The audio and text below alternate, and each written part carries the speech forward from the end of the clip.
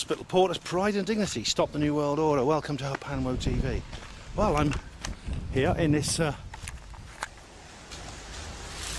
snow-covered Oxford. Well, actually, snow's starting to melt now, as you can see. It's sort of like forming puddles, which is just puddles on the road. There's some big puddles at corners and things like that, and it's difficult to get over to curbs because the drains are all blocked by the unmelted snow, so that the melted snow sort of piles up in big puddles, and I've got my feet wet a couple of times. But it shows how thick the snow was here. Actually, you still see it's still quite thick over there. There's a lot more snow since I did the new mural in Oxford video I just did about the mural. We've had more snow since then, but now it's melting, and well, do you know what? Slaxter did a video saying, "Oh, I wish spring would be here. It's go away winter," and I know what he means. It just doesn't feel right at this time of year to have this kind of weather. It's the 3rd of March today. Normally it'd be daffodils out and blossom on the trees starting and buds. No sign of them. It's been cold actually for about all of last month. Was freezing cold, and so spring is delayed, but it will turn up. It will turn up, I'm sure. See, there's another big puddles down there. Right, there's a drain under that. Yes, see, it's blocked up by the snow. Oh, so we've got to wait for the snow to melt in the drains before the rest of it flows away. Anyway, I'm going to the cinema again. This is another of these roving film reviews that I am wont to do, what I'm famous for. Yeah, I'm actually going to the cinema and I'm going to go and see a film. And it's a film that, like several times this has happened, someone has actually written to me urging me to go and see this film, saying, "Ben, you've got to go and see this film." And I've gone and seen it, and I'm very glad I have, because people know me and they know what kind of things I like and what interests me, so they sometimes write to me with ideas for future film reviews. The film I'm going to see today is called Black Panther, and it's actually one of the biggest films in this particular cycle of cinematic films. It's really, really popular. It's got raving reviews. I mean, in fact, everyone's going on about it. I mean, everywhere I go, people are saying, "God, blimey, Black Panther, what a movie!" So, someone wrote to me and said, you know, I'd already thought about maybe going to see it because I noticed that Stephen Molyneux has done a review of it. That's always a good sign. I haven't watched the review yet because, as always, I've said before, I like to see films with my mind as a tabula rasa. I don't want to be influenced or biased in any way before I go and see a movie. But Stephen Molyneux done a review of it, and Rin McKaylis was saying a lot about it too, and she's very interesting, and I always know she never fails to disappoint when it comes to things that are interesting. So, well, that was enough for me. I thought if Rin McKaylis is interested in it and thinks it's significant, so does Stephen Molyneux, I'm going to go and see it. But then somebody wrote to me, and they were saying like, "Oh, Ben, have you seen Black Panther yet?" And I said, "No." "Oh, Ben, you've got to go and see it. You've got to go and see it, man. It's really, you'll love it. You'll think it's fantastic." And well, he didn't actually use that word. Actually, he said you'll think it not fantastic. He says you'll think it's really, really amazing because it's full of cultural Marxist propaganda. And so I thought, right, oh, well, of course, if it is, then it needs to be called out. So they said, "Ben, please do go and review of this. Please go and do a review of this film, will you?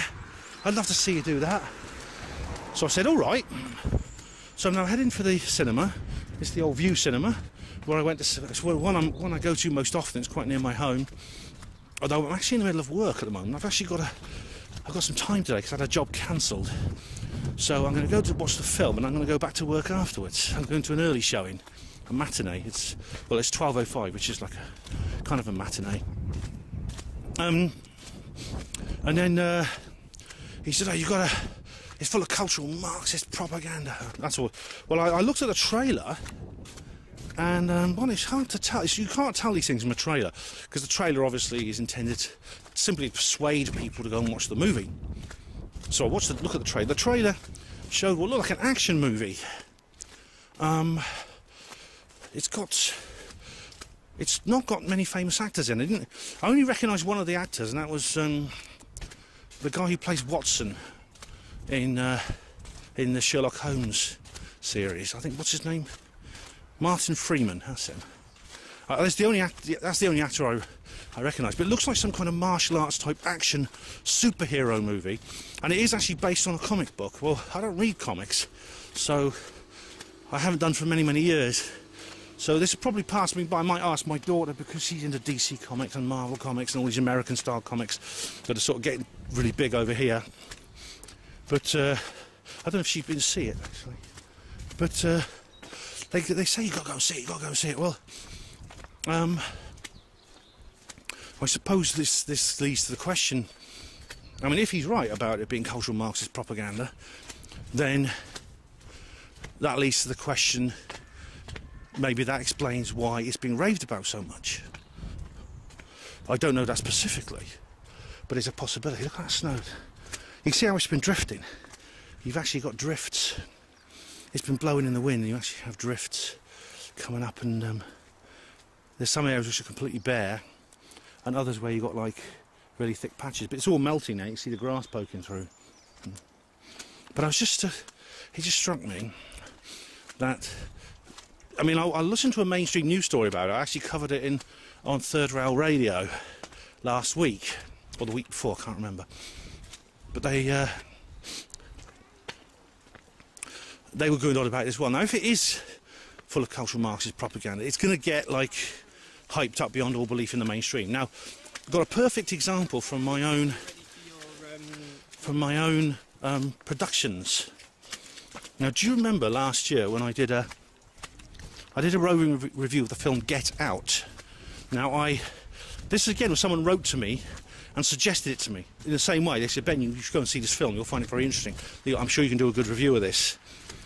So I went to see it, and what it is about? Well, I gave it a 5 out of 10. I think when I came out the cinema, I always tend to see films through rose-tinted glasses when I go to the cinema, and later on reflection, I realise, you know, I tend to sort of like see them more down to earth, because the cinema is kind of a very transcendental experience, which is why you still have cinemas today. I mean, they're technologically obsolete.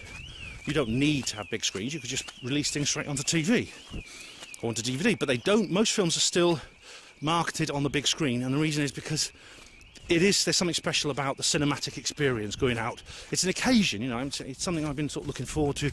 I'm now going out, and I need skiing goggles now because the sun's coming out, and it's a sort of like it's good to sit in a big room with all those people and have the big screen and the curtains parting and stuff like that. It's a very transcendental thing, the cinema. Now, you just can't get that from a small box in the corner of your room. Now, I gave it a 5 out of 10 Get Out when I came out of the cinema, because I thought, because I was in this state of mind. On reflection, I reduced that to, I think, 3 or 2 out of 10. The same goes for Collateral Beauty. I thought, well, not bad to begin with, but then I sort of like looked back on it and thought, God blimey, what a letdown. What a waste of a good idea. And so I gave it, I think, 3 out of 10 or something. But since then I found out Get Out, it's won a Golden Globe. It's been talked about as one of the greatest films of 2017. And, you know, it's like really, everyone's sort of saying how wonderful it is. The critics are raving about it. But I watch it and I don't see what they see in it. It's, as I said at the time, I think I did make this point, it's a neat idea, but it's really distorted and made stupid and unlikable, unrealistic, and you know, the behaviour of the characters just doesn't fit, it doesn't follow. It's just all... It's just rather... I found it rather shallow. I found it rather shallow, not very well thought out. So am I just odd... do I just have odd tastes? I hope you can hear me through the wind blowing on the mic. Look at that, it's lovely, that.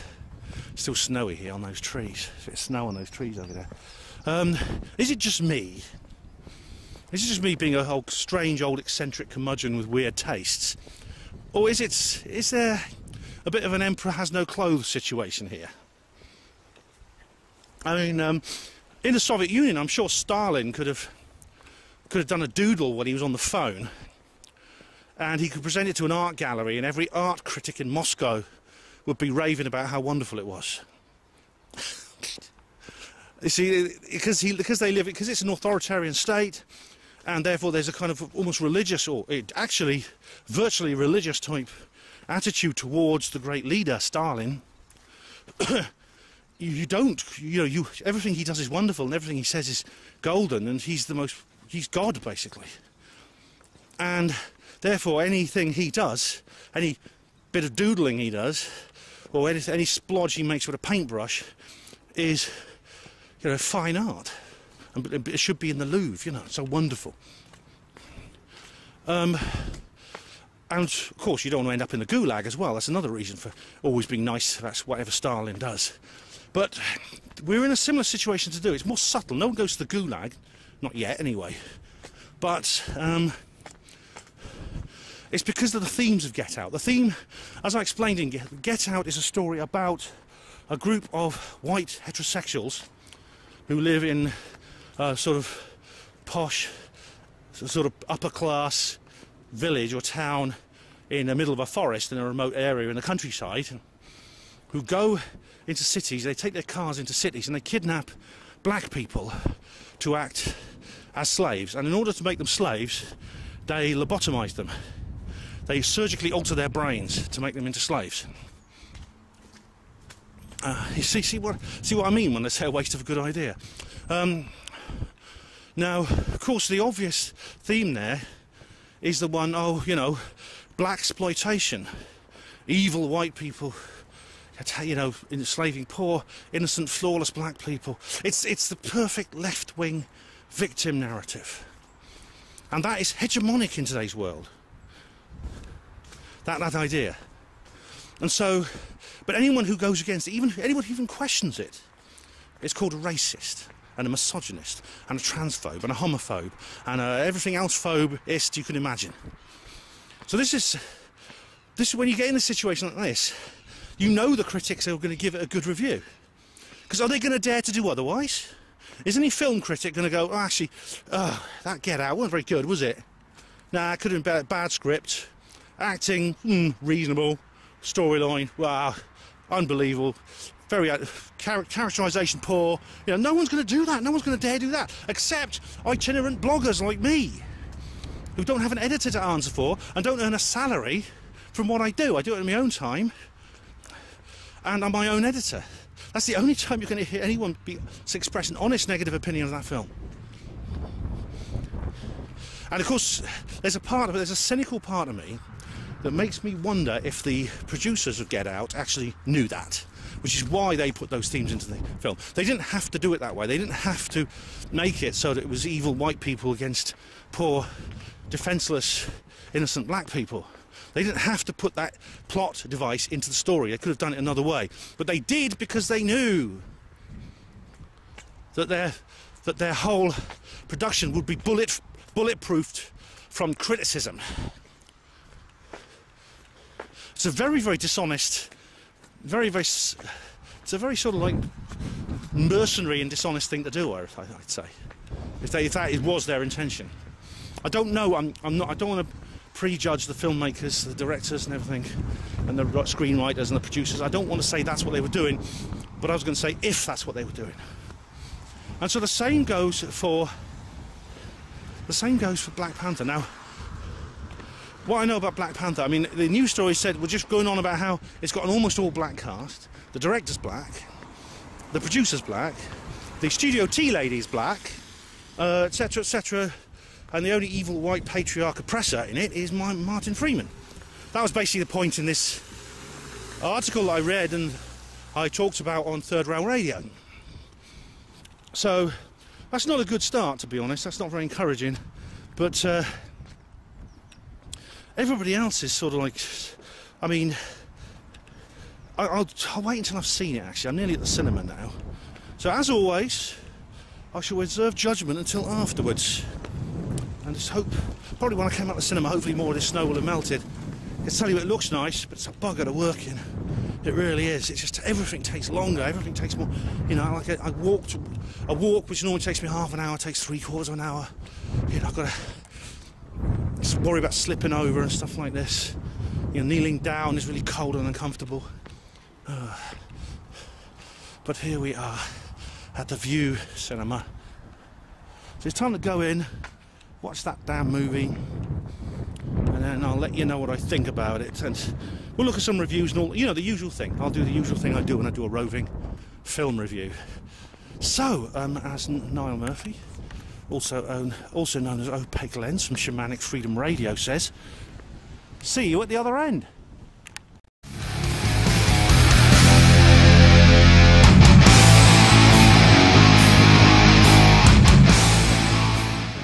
Imagine that, I come out of the cinema and there's this fella here.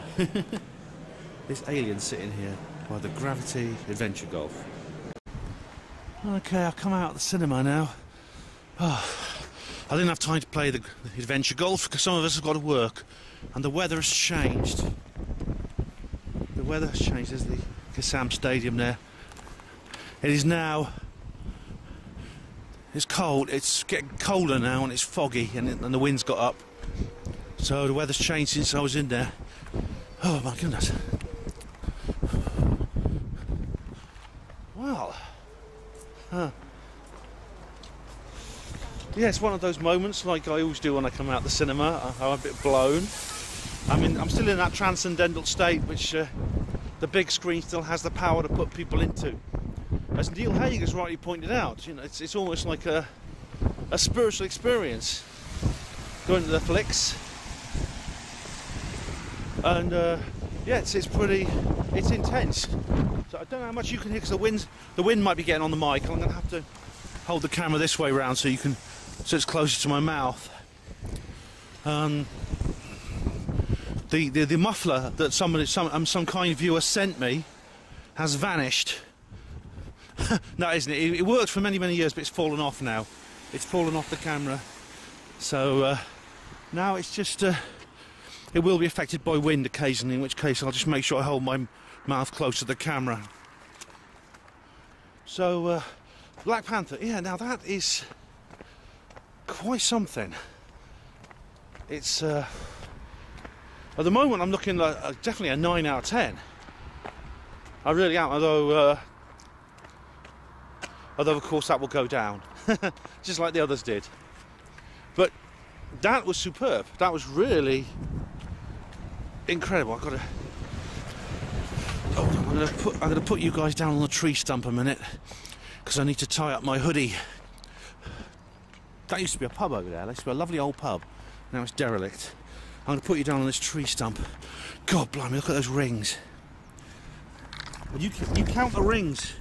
Count the rings while I'm doing this and let me know how old that tree is. That's one old tree, man. And it's cut down. Shame, isn't it? Sad. Lovely old tree gone. Alright. Okay, I made a few notes. Right, firstly, cultural Marxism. Now, the person who encouraged me to go and see this film wrote to me and said, oh, it's full of cultural Marxist propaganda, Ben. You've got to go in there and take it apart. And of course, I probably would have gone to see it anyway because Sargon and Rin and the other people are talking about it. But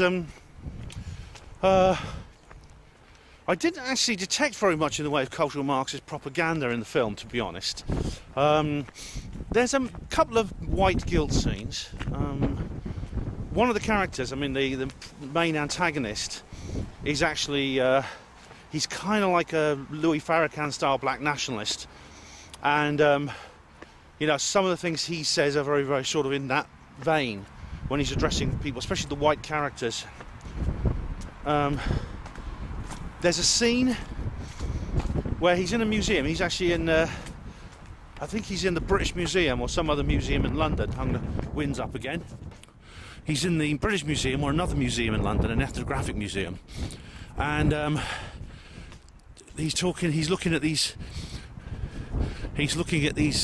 cabinets, these display cases full of indigenous African artifacts, and this prim white woman comes over and she says, and he says, oh, you're the expert on this, aren't you? You're an expert on indigenous African culture and history and archaeology and stuff like that. She says, yes, I am.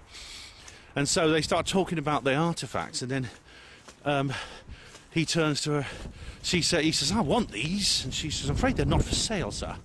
And he goes, "Well, your ancestors didn't pay a fair price when they stole them, did they?"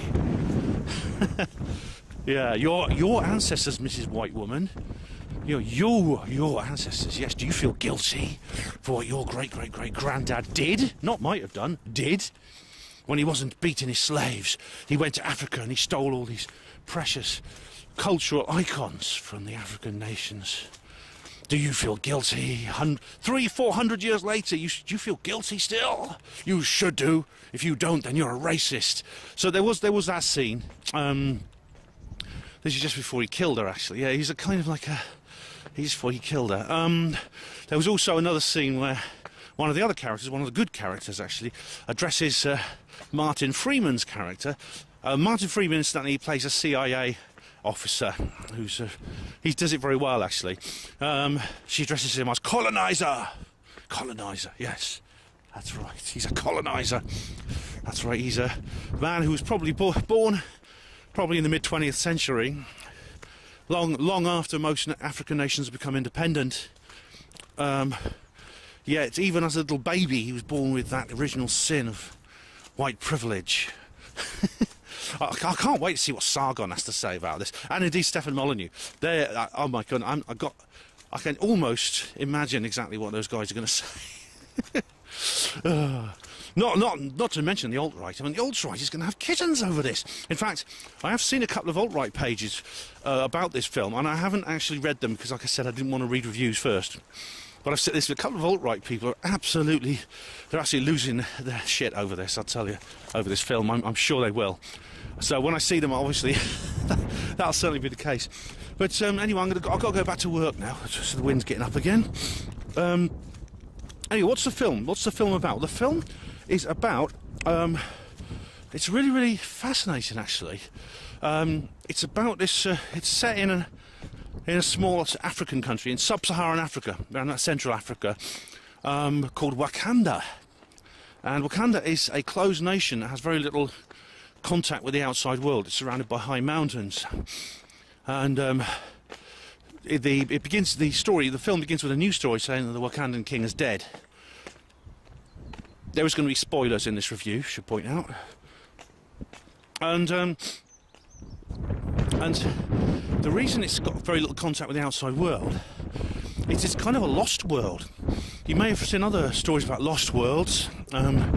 It's a common feature of 19th century literature, actually. But it's a lost world is like a place where is a place which is sealed off from the outside world, where there's a secret society, a secret culture, which is kind of kept away from the rest of the world, which is totally different. And this is a good example. I mean, other examples are, for instance, She, the famous book She, which is, and what's it, Alan Quatermain in King Solomon's Mines. I've forgotten the name of the author now, who wrote those books. But they're very, very good pieces of literature from, sort of like adventure literature from the past. And this is very similar. I think it may be inspired by that. But Wakanda is actually a high-tech society. It's the thing. What happened was the people's lives there were transformed in prehistoric times when an asteroid or meteor collided with the Earth, and it hit the area that became Wakanda, and the asteroid contained a substance called vibranium, which apparently is which is an extremely amazing material, because it has like these almost magical properties. It can create high technology, but also it has the ability to turn ordinary people into superhumans, because when it influences plant life, when you actually put it into plants, it creates these heart-shaped herbs, these blue glowing berries. And when you eat them, you gain superhuman strength. And so the king of Wakanda is called the Black Panther, and part of his coronation is to be given these berries, and he becomes super strong. And he wears this suit. He wears this Panther-like suit, which is made of this vibranium, and it's extremely strong, light, flexible armour, which can deflect bullets and most other things. And it also has a piezoelectric effect, or something similar, which means whenever you hit it, the motor force of your fists, so for instance striking the object, actually generates energy within the object. So it has this piezoelectric kind of property. So the more you hit someone wearing one of these suits, the more power they have to fight back. So when you wear one of these suits, you're virtually invincible.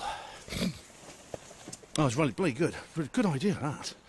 And this, I think, the Wakanda is cut off from the outside world. It has free energy and anti-gravity technology, and they fly around in aircraft which are very obviously anti-gravity, and they have as much energy as they need because they generate it from free energy sources thanks to the high technology given to them by this vibranium. However, they're not a warlike people. I mean, they have warriors to defend themselves from attack, and there are other tribes that attack Wakanda, but the actual people themselves don't have any sort of imperial ambitions. They just want to be left alone, and they don't want the rest of the world to know their secret.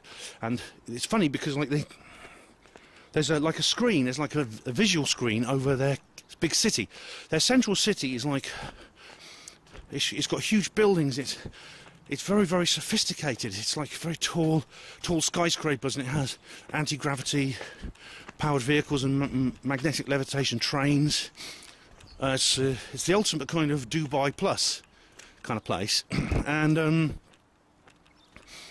but they don't want the rest of the world to know. So what they've done is they've got like a screen of light, a light generating or light reflecting screen, which essentially means that from outside you can't actually see the city. So it's hidden behind a screen. Now, people who've read Atlas Shrugged, it's a book I've just finished reading for a second time. If you remember, I was halfway through it when I went to confront Droik. There's something similar in that. There's a place called Galt's Gulch in that book, Atlas Shrugged by Ayn Rand, and it's very, very similar. It projects an image up the sky, so from satellites and from aircraft, it just looks like an ordinary piece of mountainside. When you go through it, there's a hidden world underneath. And this is what Wakanda's like, the cities in Wakanda. And it's really quite interesting. It's a really interesting thing. So that's the scenario. And the central character is a guy called T'Challa, who's Prince T'Challa, who becomes king when his father dies. Now, what surprised me, there's very, very few famous actors in this. There's a lot of newcomers, a lot of people. No doubt they're going to be winning Oscars and being nominated for Oscars and Golden Globes for Best Newcomer, because they're all pretty much unknown. I mean, the one I did recognise was Forrest Whitaker. Apart from Martin Freeman, there were two other actors who I didn't see in the trailer. I didn't recognise in the trailer, but I recognised when I saw them. One was Forrest Whitaker, who plays this old shaman. He plays like the Wakandan high priest who presides over the coronation of the king, and he appears in several other scenes. Another is Andy Serkis. Andy Serkis is best known for his live animation work. He played Gollum in Lord of the Rings and does the voices. He does the voices, and he does the live animation models for them. He acts as a model for the computer animation. In this film, he's playing himself, and he's pretty good, actually. He's a pretty good sort of evil. He's one of the bad guys who gets killed halfway through. Yep, I told you there'd be spoilers. So he's one of the bad guys who gets killed halfway through. I'll turn this around. And yeah, and he's like this. He and his mates, he's called, what's he called? Ulysses Claw. And he's just such a typical South African. And they've made him and his mates all just typical South Africans. He talks like this he talks with this very strong, affected South African accent. My name is Ulysses Claw, and I'm here to destroy. I stole the vibranium from these savages because I don't deserve it. You see, it's like that's what he says. He basically he helps steal this vibranium, and you think he's the man behind it, but later on you find it's someone else. But he and his mates, they all like sort of like big, chunky guys with sort of tattoos, and they've got like semi-shaved heads and big beards. You know, you can always see them just standing on the back of a Land Rover with a rifle. You know, sun hat and sunglasses, combat jacket. They just look so South African. They're like the puppets in that Spitting Image song. You know, never met a nice South African. They're like that. So a bit sort of like caricatures, I suppose. It's just caricatures. And he's got like this artificial arm that has this vibranium weapon inside it. They've got these laser beams and things like that. And it's some really brilliant sort of visuals in it. I mean, the city itself, like I say, it's a Dubai plus. It's huge skyscrapers, you know, big bridges, huge parks and canals and lakes, anti-gravity craft flying all over the place, like it's Coruscant in Star Wars. It's like Coruscant in Star Wars. And but what they've done, I mean, this is really, the production design is bloody good on this, really good. I mean, they've managed to keep its kind of indigenous African ambience.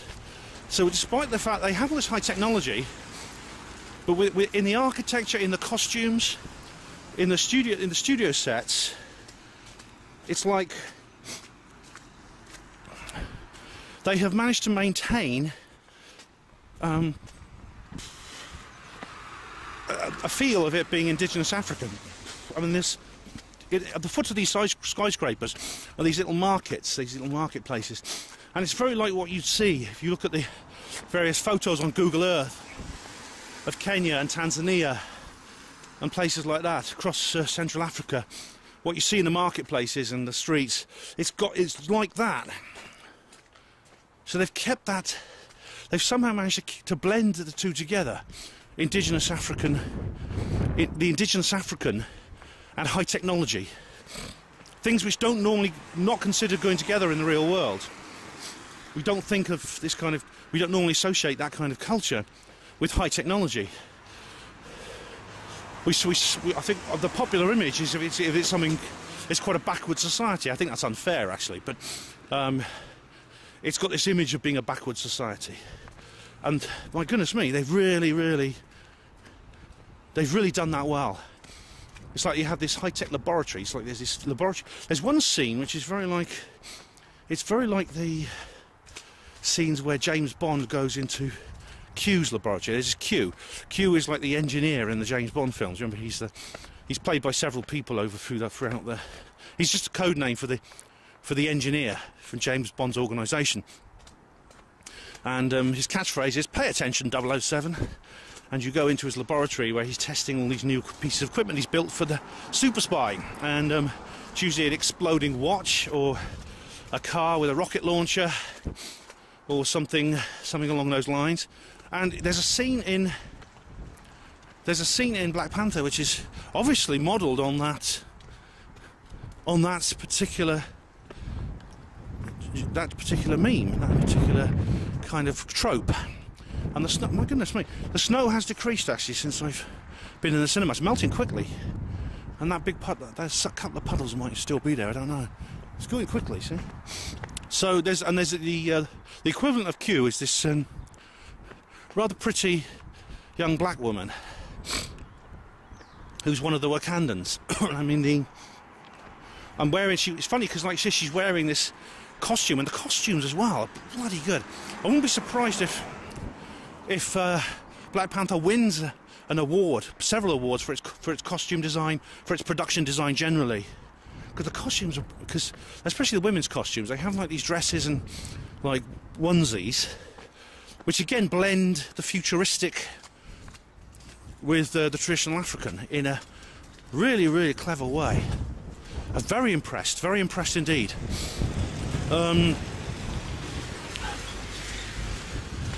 So she shows him round and she says, "Pay attention, Your Highness." You know, she didn't actually say those words, but I almost heard them come out of her mouth because it's such a Q James Bond type thing.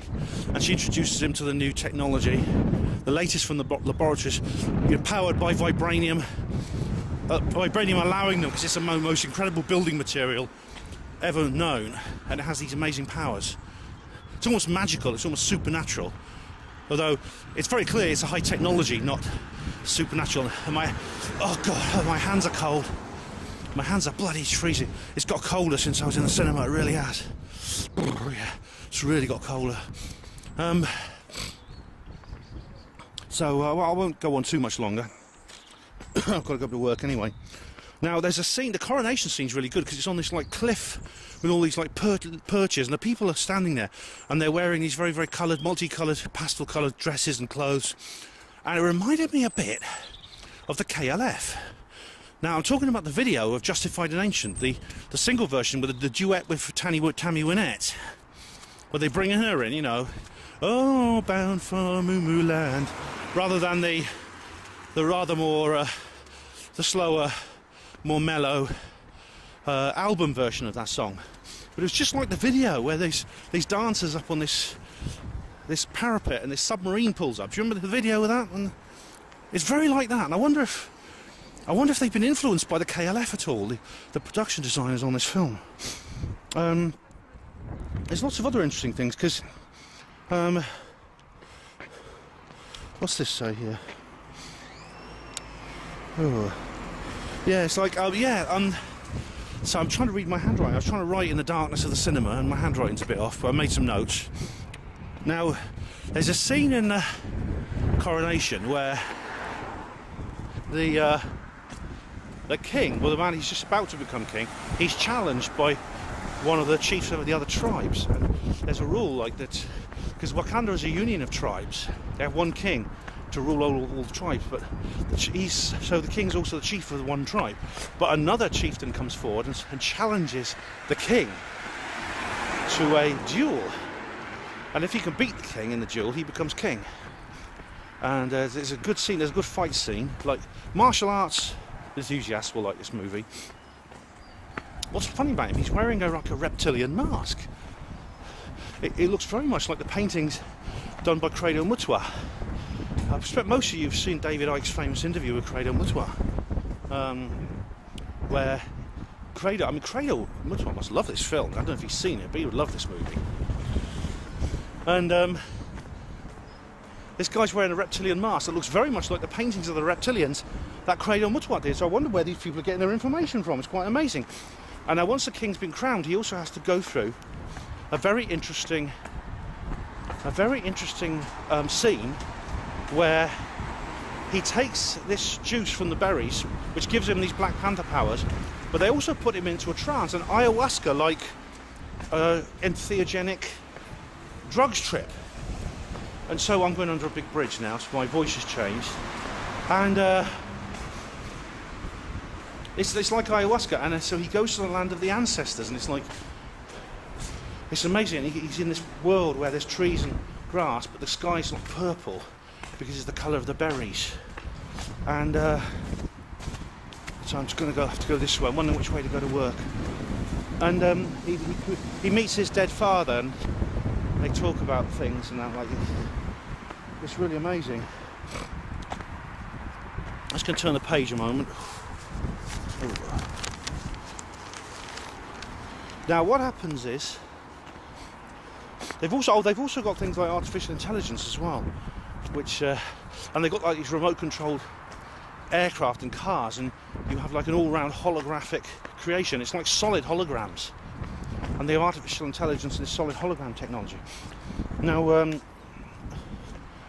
this what happens is there's a challenge to the throne, but it's not from one of the other tribes, it's from an American guy who's actually the cousin of the king.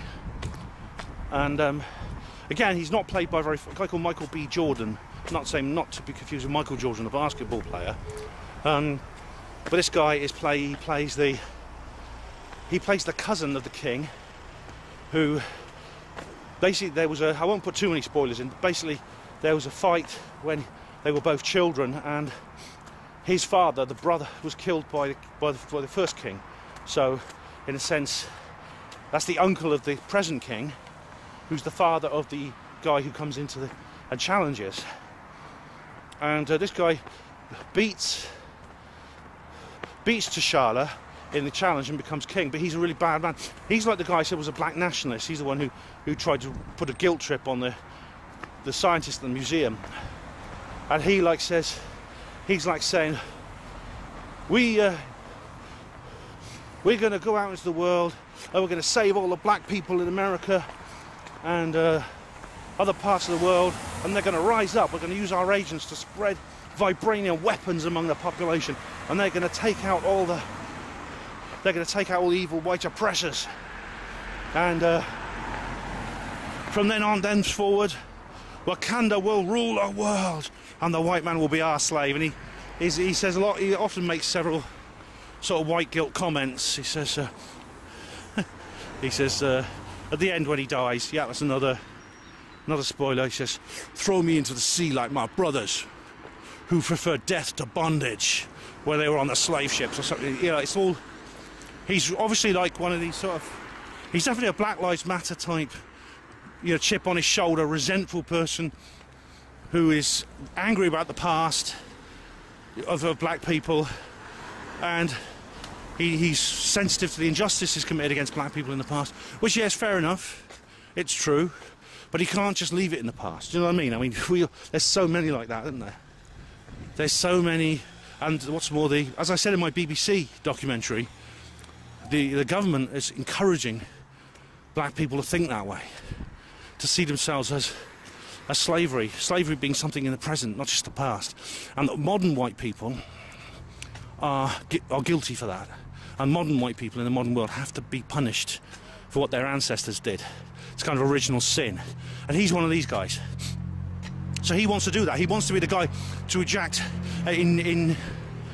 to distribute divine justice, the divine justice of the Negro on the evil Caucasian monster that's taken over the world and stuff like that. And so, anyway, the rest of it is very. There's a big fight, and they shout at each other in English, and they have English, and they speak with these African accents like that. But they have a language. They have a constructed language. I mean, I don't know if it's a constructed language, but they speak in a language. Wakanda has a language which sounds rather like languages from the Niger-Congo family, like the Bantu languages you hear in South Africa and places like that. It sounds like that. Like whether they just have simply borrowed one of those languages, which is typical bloody Hollywood, that is. That's really shallow to do that, but they may well have done that, and then, or alternatively, they might have constructed a language, perhaps based on the Niger-Congo features, as a fictional language for the Wakanda to speak, which I hope would be much, much better if they'd done that. I'd much prefer that.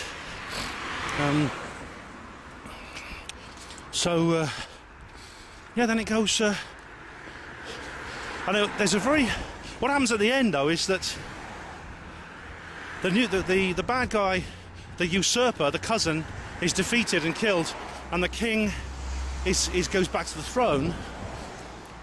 But what's interesting is they have this big fight, and there's these armoured rhinos. These rhinos, the tribe which offers assistance, which is eventually one of these other tribes comes along. It's the tribe whose chieftain is the challenger, the original challenger. But his army ride on the backs of armoured rhinos. It's really cool. But these rhinos have armour on them. They still like metal plates. It reminds me of the film version of the Northern Lights, of the Golden Compass, where they had the polar bears with their armour. That's rather like that. And yeah, they have these anti-gravity crafts and these amazing weapons, and this ability to manipulate matter. And so it makes for a brilliant fight scene. There's a great car chase as well in it too, which is really, really good. So it's an action film, but it is thought-provoking. And at the end, the last scene is the king addressing the United Nations, saying, "I am the king of Wakanda, and we have been shut off from the world for too long. We have now come forward to offer our discoveries." Just cross over. Our discoveries for the world. We've come to offer it to all peoples. He doesn't say all black people, all peoples, because we must not be divided. It's like we're all one tribe. And yes, it's a little bit kumbaya. It's a bit of a kumbaya moment, I know that, and it's a bit cliche and a bit streakily, I know. However, when you think about it, free energy technology, anti-gravity, the ability to create abundance, while the rest of the world is using fossil fuels, is that not unlike disclosure? In a way, Wakanda is like Area 51, or it's like the breakaway civilization, as Richard Dolan calls it.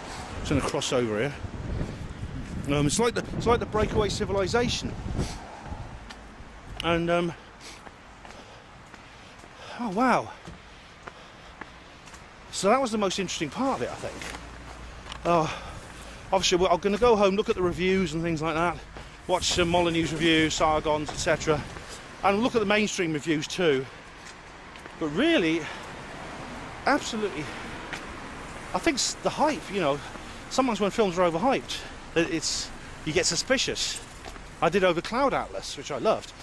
And of course I knew if someone said there was cultural Marxist propaganda in it, then there's a reason why it will be hyped so much. But to be honest, the hype is not unearned in this case, unlike with Get Out. The hype is not unearned. And yeah, it's a very good film. Really entertaining, really interesting, funny at times, thought-provoking, and good acting in it. I mean, these new actors they've not had before, they should go a long way. They really should. Oh yeah. Anyway, I've got to go back to work now. Then we'll go home and we'll have a look at the reviews. Let's see what the media has been saying about it, both mainstream and alternative. I'm going to put my gloves on now because my hands are like 2 lumps of ice. Okay, right, now we're going to do the usual and look at the reviews of the films. Let's start, as always, with the good old Guardian man. And my goodness me, there's so much here to do with Black Panther. A huge amount. I don't know where to start. There's some really amazing little titles here. Is Black Panther flying the flag for Welsh independence? Oh my goodness me. Oh my. Oh, I don't know where to start. But basically, I'm curious to see what the Guardian has to say about it, because the person who wrote to me did say, "Ben, you've got to see it because it's loaded with cultural Marxist propaganda." When I watched it, to be honest, I couldn't see any cultural Marxist propaganda in it, or very little. As I said, apart from the bad guy sort of doing white guilt trips on people, that was the only cultural Marxist propaganda I could see in the film. But let's just have a look. Black Panther. Now you've seen it. Okay, Black Panther, the most radical superhero film yet. Sorry. The most radical superhero film yet, man. Oh, we go. Right, Ryan Coogler is the director. Critically acclaimed comic book movie torpedoes stereotypes and is a rollicking good ride. Oh, you'd seen Wakanda. It may no longer boost that impressive 100% Rotten Tomatoes score, but 97% isn't too bad, man. But Ryan Coogler's Black Panther remains on course to be this year's most critically acclaimed comic book movie. Well, to be honest, that's not really saying much, is it? Because comic book movies tend not to be very popular. There are a few crackers, you know. V for Vendetta is probably the best one, but they're generally not anyway. And it goes into the basic plot, and then it says, moreover, Black Panther is a rollicking good ride. Perhaps the most purely joyous Marvel movie since Guardians of the Galaxy. But what did you think of Coogler's film, man? Here's your chance to give a verdict. And I think it opens up to various sort of, I think this is like the blogs. Let's have a look. Afrocentrism. Black Panther works wonderfully as a gently mocking critique of entrenched colonialist attitudes, even if it's slightly surprising to see Michael B. Jordan's villainous Killmonger rather than Chadwick Boseman's T'Challa as the character that best symbolises black anger against historic oppression. It's the former who wants to use Wakanda's riches to fuel a worldwide black uprising. By contrast, our hero, and by extension Coogler himself, has another roadmap to revolution in mind. Oh. So they're basically saying they'd like it the other way round, so that the sort of violently motivated bad guy, the sort of Louis Farrakhan want to be, he's the one who should be promoted as the good guy. It goes on. Instead of reversing colonialism, the superhero makes clear in the mid-credit scene at the UN that Wakanda will use its power to reframe the conversation entirely. Well, what's wrong with that? I mean, as I said, this is like Disclosure, isn't it? I said that Wakanda was playing the same role as the breakaway civilization. They were rather like Area 51. They're going to bring out their technology for the world to use. So in other words, the Wakandans were rather like the breakaway civilization. They were sitting on all this high technology and this power to transform the world, eliminate poverty, eliminate environmental destruction, and they weren't letting the world have it. They were keeping it in their own closed society, which they kept secret from the rest of the world. And I mean, it's funny that the bad guy, Killmonger, his name is, he's the cousin of T'Challa. It just is odd that, you know, like, I just found it odd. He's like, his motive was revenge, to create an empire to basically make white people slaves, so that he could to have this indiscriminate revenge that I talked about earlier. You know, this is very, very, in a sense, that could have been a satire of Black Lives Matter, and I wonder if it was. And maybe this is what this blogger is actually so annoyed about. Where are we? Yeah, he goes, he uses power to reframe the conversation, rejecting the use of violence as a means of redistributing wealth, and instead looking to education and technology to raise up the oppressed, man. We can also assume that Wakandan aid, unlike its Western equivalent, will be delivered without the requirement for the recipient to open up its economy to the outside business interests, man. Well, that's actually an interesting point, because I think that may be a reference to the Confessions of an Economic Hitman book, and the guy who wrote that, what's his name? He said that they would do this. They would give foreign aid to poor countries, these various companies he worked for, but they would have to basically sign away all their goods to the business interests. That's an interesting thing. Oh, right. Oh, I can't bear to watch this. This next one is... So I'm not showing you these pictures. There's Dora Milaje. I think this is the character who played the bodyguard. Feminism in superheroes movies. Oh my god, I can't bear to watch that. It's going to trigger the hell out of me. It really will. So that's the one of them. Now here's another one. Black Panther review, a self-contained marvel. Let's have a look. This is by Wendy Ide. Oh, Black Panther review. Warriors, both male and female, fight for control of a vividly rendered African kingdom in this handsome superhero epic, man. Even if I have nothing else going for it, Black Panther would still be the best looking Marvel movie yet. Super saturated with vivid Afrofuturism and as bold and riotous as a rack of dashiki print shirts. It looks like a particularly excitable Sun Ra album cover. The film doesn't trade on looks alone. The score, it's funny, like, I didn't mention that, but the actual music is pretty good. It's all, again, it's this combination of the modern West and African tradition, and I did like it. You know, let's have a look. Cannonly and unusually for a Marvel picture, Black Panther unfolds in a pretty much self-contained world. There are no smirking cameos from the likes of Tony Stark. Who's Tony Stark? I don't know. Suppose he's some kind of white heterosexual cisgender male patriarch. I don't know. Misogynist, racist, whatever. But anyway, there's somebody the Guardian doesn't like. So he is, basically, yeah. The closest we get to acknowledging the Marvel Universe is a reference to the death of the father of T'Challa. an event that happened in 2016's Captain American Civil War. Oh, right. Oh, that's from the Marvel Universe. I don't read comic books, as I said. Let's carry on anyway here. I'm not showing you all these. Sorry, I'm keeping the original screenshot in here because there's not much. There's not a lot to see here. It's just the articles. You can look them up yourself if you want to. I don't see the need to produce extra screenshots. There we are. Since you no, that's all right. Well, that's very interesting indeed. So the Guardian is again. I'm pretty much. There's a lot more here.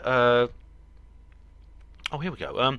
Black Panther is great, but let's not treat it as an act of resistance. Oh my goodness me! Dissent from the Guardian. Right, Black Panther opinion from the Guardian. Oh yeah, this is by someone called Kanya Kondlo Muchali. Another Scottish name. These Scots get everywhere, don't they? Here we go then. Black Panther is great, but let's not treat it as an act of resistance. The film represents an important moment in pop culture history, man, and I'm glad I got to witness it, man. But the hype raises political expectations too high. There we go. In the weeks leading up to the Marvel film Black Panther, much has been made about the film's revolutionary themes and the contents of our current political movement. The story of our time. Oh, in the culture that faces growing threats from white ethnocentric movements, man, the very existence of Black Panther feels like resistance. Oh, right. The very existence of Black Panther feels like resistance. That's rhymes. The film critic Nicholas Barber argued the presence of an African king as the main character in the film would make Black Panther as revolutionary as the organisation which shares its name. It goes on a bit further. Let's have a look. It goes into a bit of the plot. I suppose at some point there's going to be a build-up for the film on Twitter. Yeah, it's been a joy to witness black celebrities donning Afrocentric garments at Hollywood and London premieres. Yeah.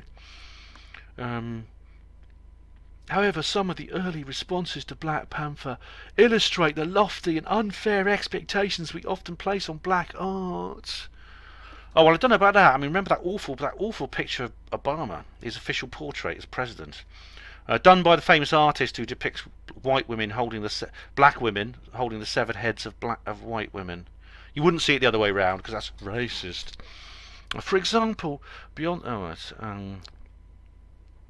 there we go. As tempting to imagine that Black Panther will not only improve black representation in the media, but radically change the state of our politics too. But by confronting the film with the resistive efforts of grassroots activists and organisers, we risk disrespecting our radical traditions, which are increasingly being commodified by corporations. Oh, right. So there's no denying how necessary Black Panther is for representation in a world where diversity is often treated as an act of charity instead of reality. This film challenges the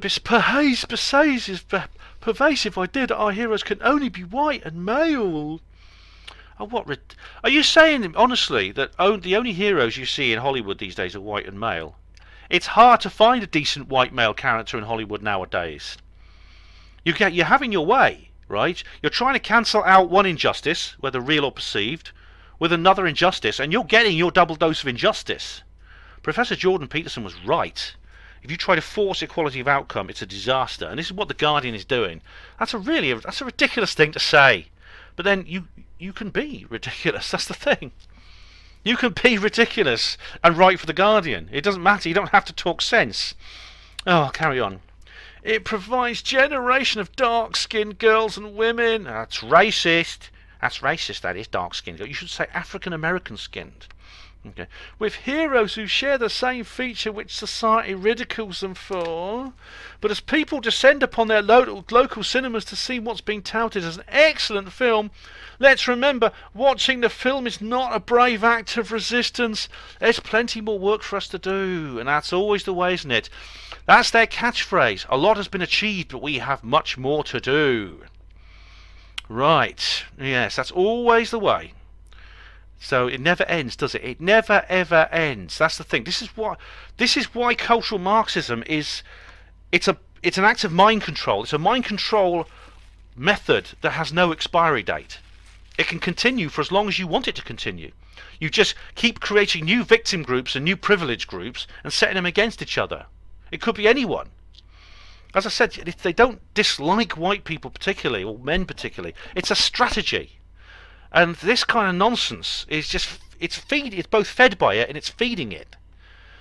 Oh, it's great. You could be a really famous journalist, just trade in everything and talk crap, and you can work for the Guardian and get paid a salary. Tempting, isn't it? I'm in the wrong job. I really am. So, let us move on to the Tory graph. What does this delight of the right wing intellectual have to say about this film? Black Panther reviewer, a superhero movie with serious muscle and style. Director Ryan Coogler, starring Chadwick Boseman, Lupita Nyong'o, Pytel Jordan, and all these others. Sometimes you have to see a thing in all its glory before you can realise it's been missing all this time. Black Panther is the 18th instalment of the Marvel saga, and is far from the first black comic book star to get a film of his own. That would be Spawn, followed by Wesley Snipes in Blade. Oh yes, but then the genre mushroomed. Yet he is the first to learn heavily on the ethos known as Afrofuturism, very roughly speaking an approach to science fiction and fantasy grounded in black experience and the cultures of the African continent. This sounds more like The Guardian than The Telegraph. It's been thriving for 60 plus years, thanks to Sun Ra, George Clinton. But the film has never emerged from its niche. Perhaps, and that is until now, it has taken perhaps the safest commercial bet in cinema history, a new Marvel film, to finally give Afrofuturism its blockbuster due. Director Brian Kluger, with serious muscle and style, and magisterially imagined by production designer Hannah Beachler, and the costume designer Ruth E. Carter. You know, I was actually saying, that the costumes and the production design in this is just outstanding. It's one of the best things about this film. Black Panther makes you rule, and it took you long for a studio to do it. The shimmering towers, bustling streets, sprawling grasslands of Wakanda, a fictional East African country presided over by our hero, King T'Challa. It looks nothing like Star Wars. Looks almost like nothing like Star Wars or Blade Runner. Well, I thought it did actually. As I said, I thought Wakanda, the city in Wakanda, looked rather like Coruscant in Star Wars, or maybe, like I say, Dubai Plus, or one of these other sci-fi cities. It was very, very elegant, very, very futuristic. A dream savannah sparkles under rainbow starlight. Holographic readouts hang in the air like three-dimensional sand paintings. Pilots steer their hover ships in the Kemetic meditation pose straight from an old papyrus scroll. Space Disco Edge. Yes, all this Willy Wonka caliber eye confectionery is in the service of a conventional three-act, fall and rise superhero invention. And can feel a little deflating at times. The sticking points are mostly the same ones as always, including an overly familiar story shape, the final duel with a few bright ideas that the ones preceded, but it's the sense that's the point of the exercise. Oh yes. Black Panther isn't a novelty, but a fresh perspective on a well-worn format. Oh yes. Now, not to get all Rosa Parks about it, but the film walks into the multiplex like it's insane that it hasn't been allowed there all along, and it is.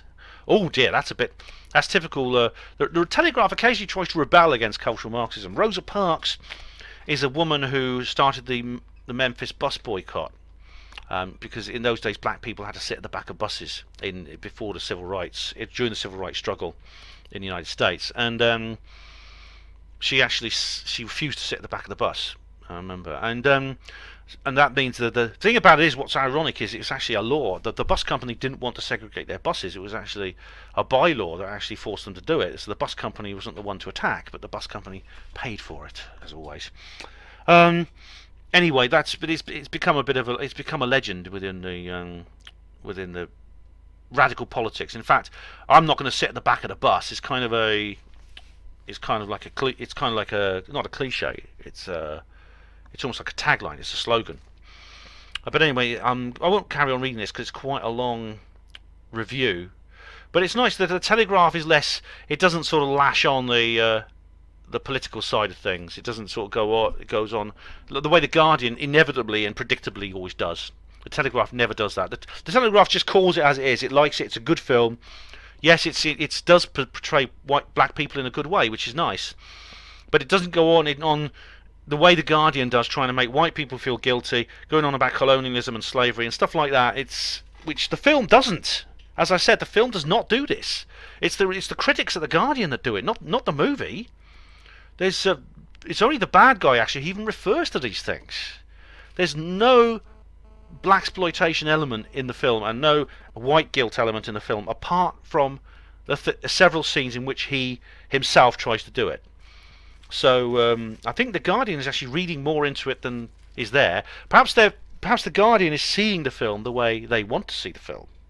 They want it to be some big anti-white, cultural Marxist hate fest, and it's not. So in their imagination, they just see it that way.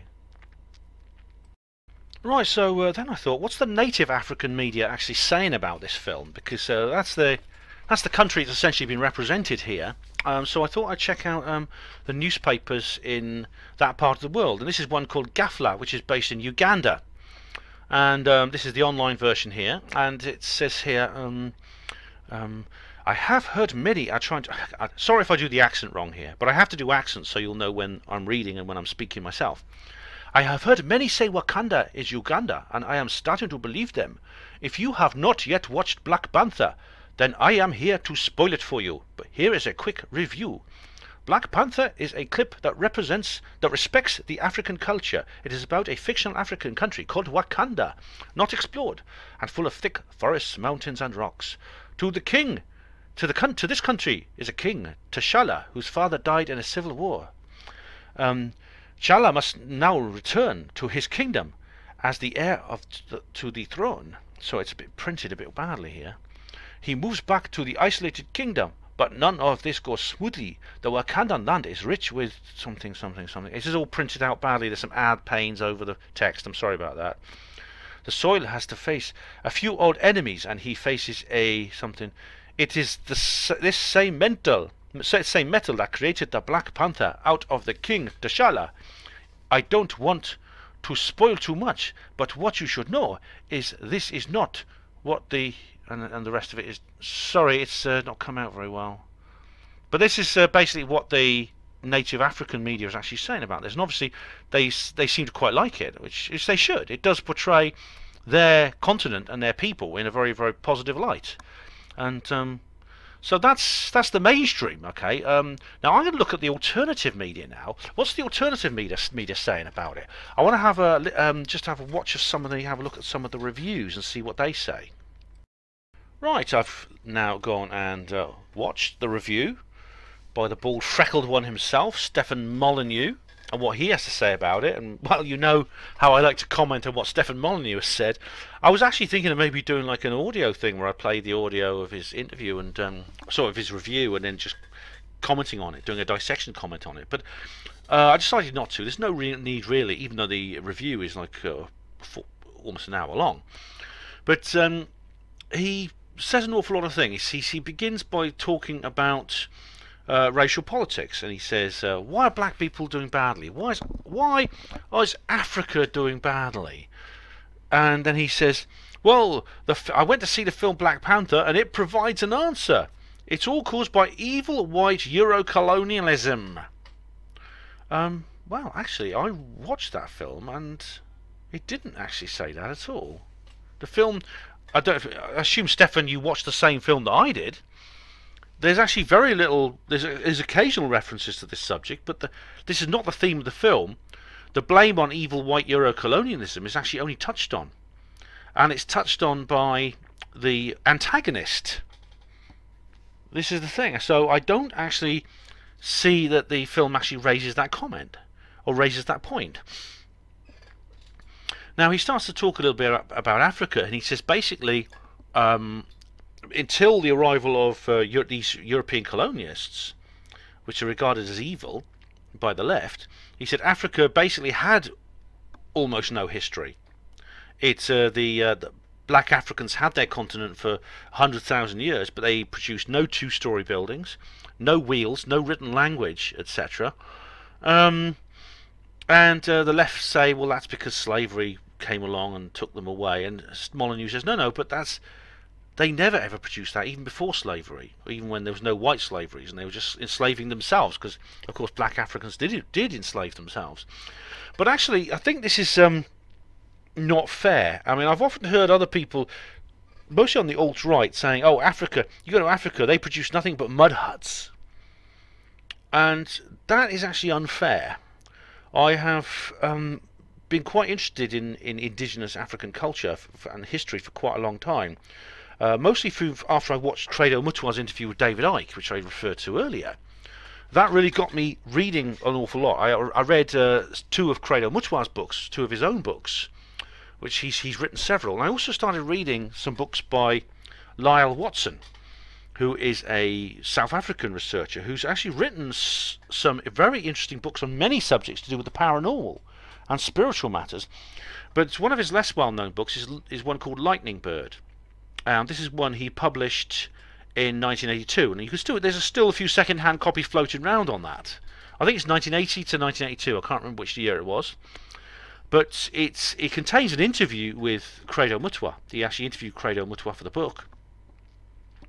But also, the main part of the story is actually his work with a British explorer called Adrian Boshier. Now, Adrian Boshier actually went native. He went off the grid, and he went and lived with indigenous African people in South Africa who were still practicing the indigenous lifestyle. There was a lot more of them in those days than there are now. And he actually found that they actually had a very, very rich and sophisticated culture indeed. It wasn't just mud huts at all. Yeah, Boshier actually lived for several years with a group of people who lived in the Machabeng region of South Africa, which in those days, I don't know if it's the same now, because this was during the 1960s he did this. The book was written in 1980, as I said, in the early 1980s. But in those days it was pretty much covered by indigenous people. And he learnt an awful lot about their culture, and it's a fascinating thing to read. It's pretty clear that they are actually a perfectly functional society in every single way. And well, Stefan's going to come on to some more in this issue to do with the relationship between race and civilization. But it's pretty clear that they did have a civilization by every definition of the word except technological. They had law, they had society, they had all the things that we have in our own lives, such as marriage, birth rights, fertility rights, funerals when people die, all those kinds of things did exist in their culture. And so the buildings were made of wood. They were made of simple materials, wood, and they had thatched roofs. But they were very, very well preserved, and very well built, and they lasted for generations. They really, really did. They were very, very well built, and they were not just simple things. Even though they were built with simple materials, using simple tools, they were sophisticated, and they were made by intelligent people. Now, this reminded me actually of these videos that came about. There was a number of videos that were put on YouTube. Some of them were taken down because of the rules about nudity on YouTube, about people who are naked, showing naked bodies on YouTube. But the reason, obviously the reason these videos were uploaded were probably for their erotic value. But this is very, very interesting because they show people in Africa. Basically, they're films made by a film crew that turned up in a village in some part of sub-Saharan Africa where people still practice the traditional lifestyle. And it's very, very different from my own culture in Britain and much of the rest of the world. And obviously, the obvious deviation is that they do wear little or no clothes. But the reason they wear little or no clothes is there's nothing extraordinary or lewd about walking around naked in their culture. And the reason is, this is very, very interesting because it's all to do with climate. Now, obviously in Britain, it's socially unacceptable to walk around naked. In fact, you can be arrested for it. You could be arrested for indecent exposure. But in Britain, it doesn't need to be enforced really because of our weather, our climate. On some days you go out around walking around naked, like certainly the last couple of days, you could actually die of cold. In fact, there's very few days where it's actually you're actually able in Britain to walk around naked. These people do walk around naked. I mean, I won't post any links, but because the videos keep getting removed. But basically, if you just put African tribes, you'll find the videos because they do keep getting re-uploaded. But their climate is never cold. They live in it's always hot there. So they don't need to keep warm. They don't have to worry about keeping warm. They have dark negroid skin. This protects them from sun exposure. This is the reason why you have dark-skinned people in countries where there's lots of hot sunshine. It's simply because of that. I mean, there was a bit of a fuss in the alt-right a couple of weeks ago because they found a body, the Cheddar Man. This is a skeleton was found a long time ago, but they tested the DNA and found out he had dark skin. He was a black person, or he wasn't necessarily racially African, but he had black skin. He had dark skin, and the reason is because he was a few generations down from people who newly arrived in the country from probably the Middle East or North Africa. And of course, and then they said, well, this is your ancestor because apparently he's related to about a third of all British people. In our ancestry, about a third of us are descended from him. And my reply to that is, so what? That's what you'd expect. Because he came from a country there's a lot of hot sunshine. Obviously, people who arrive with dark skin and they move to a country where it's colder, they won't keep that dark skin for long because they'll suffer from vitamin D deficiency. They need a maximum exposure to sunlight, which means that naturally through evolution and through mutation, they will develop white skin. They'll turn white eventually. If you took these African people from these African tribes, you put them in a cold country, they would remain the same for many generations, but eventually they would turn white. And indeed, people who go to live in a hot country who are white from Europe, like me, if I went to live in a hot country and I had children and my children's children and children's, eventually they would develop dark skins. It's all to do with sunshine exposure. Now, that's why we have the taboo against nudity again in European countries. Clothing is necessary for survival. A naked human outdoors in most places of Europe is a dead human. And certainly in the past, before we had heating in our homes and things like that, you definitely need to keep clothed at all times. People in Central Africa this is why they don't have that taboo. But it's interesting because these people pay a lot of attention to their appearance, especially the women, because they wear elaborate jewellery, they have bangles, they have beads and ribbons, they braid their hair, they paint their skin, all kinds of colours. And they have very strange body modifications and piercings. Now, this actually appeared in the film, and Stefan mentions it in his review.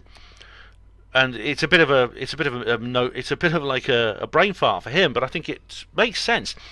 Some of the people, they insert a clay disc between their lower lip, into their lower lip, stretching it out until it's actually many inches across. And there's these people with huge lips with these clay discs inside them. Some of them are like 6 or 7 inches across.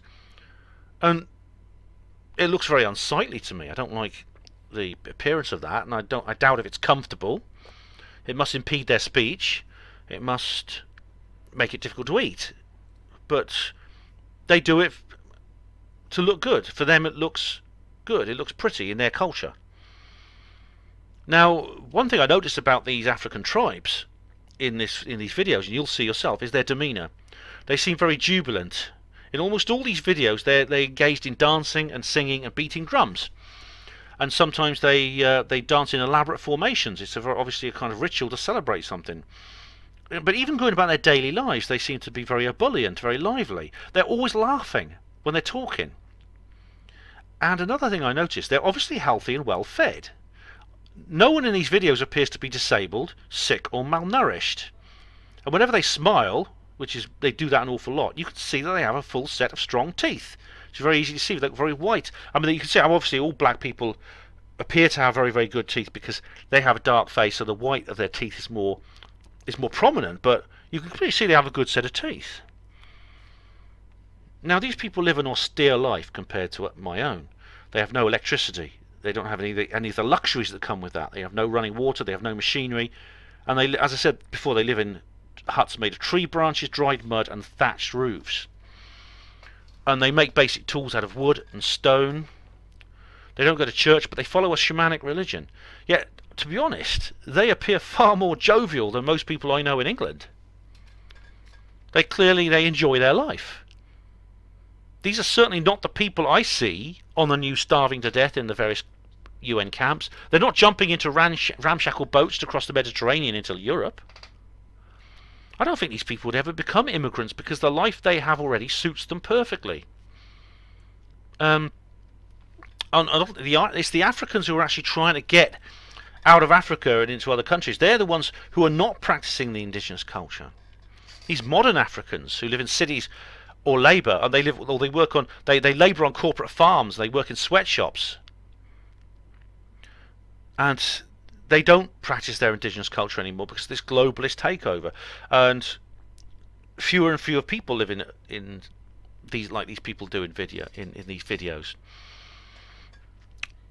If Africans were left free to go back to their old ways, they'd probably be much happier. I'm not suggesting they should give up Western technology and not have Western technology and live in some kind of theme park, but maybe there is a way to blend their local customs without displacing them, without abandoning them.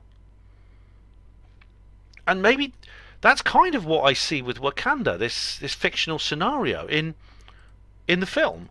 And the thing is, like, there's also very, very interesting evidence coming through from Michael Tellinger. I mentioned him earlier. He's another guy who writes about Africa. He's another South African, like Watson.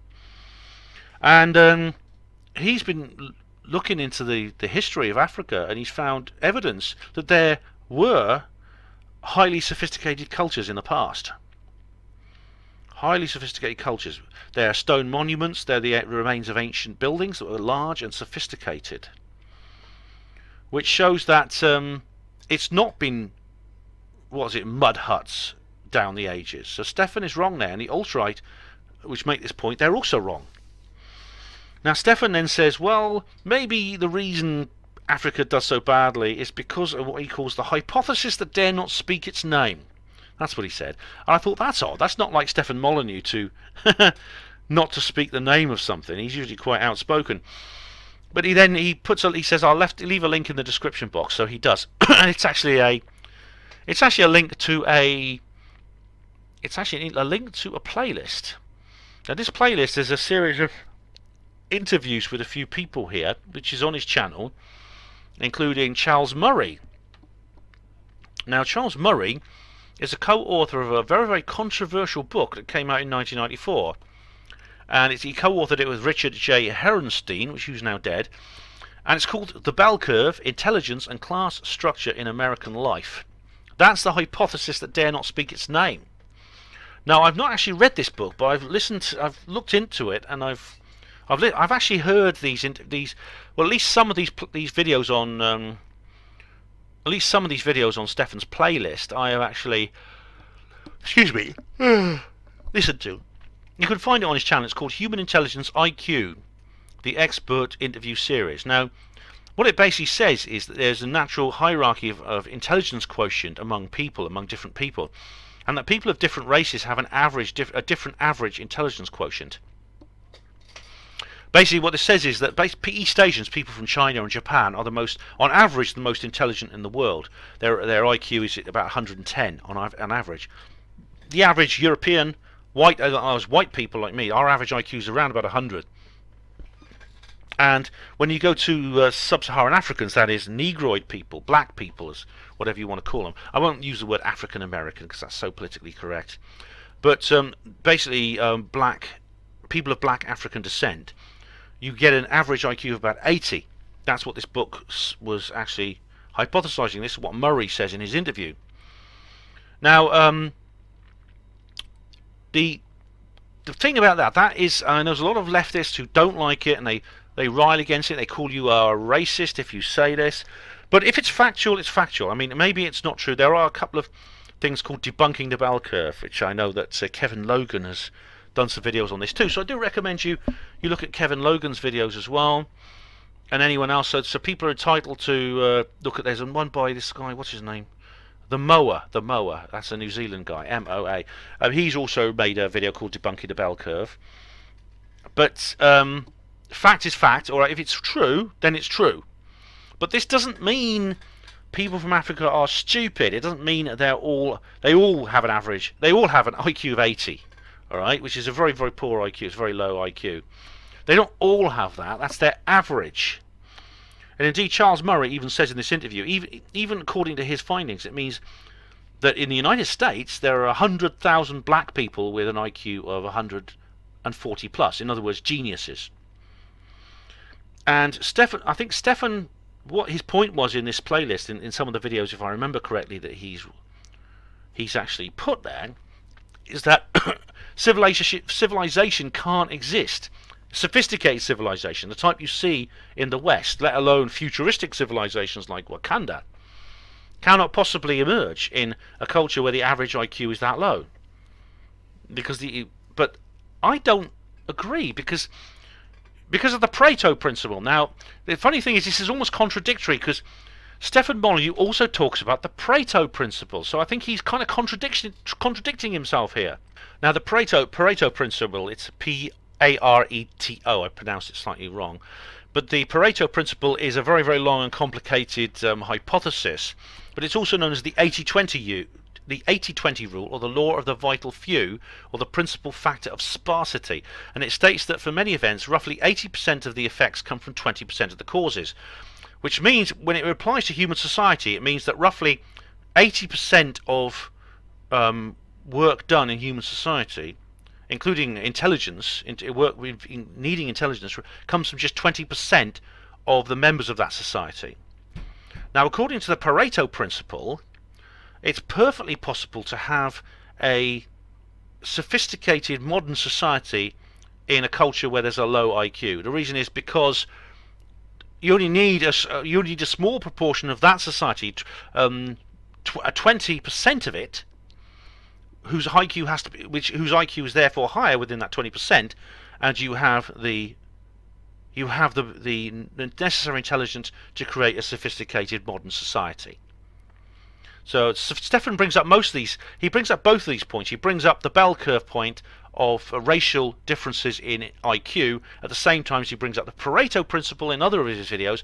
And I don't think Stefan has got grasped yet that these two hypotheses are contradictory. They are oxymoronic. They have internal contradictions.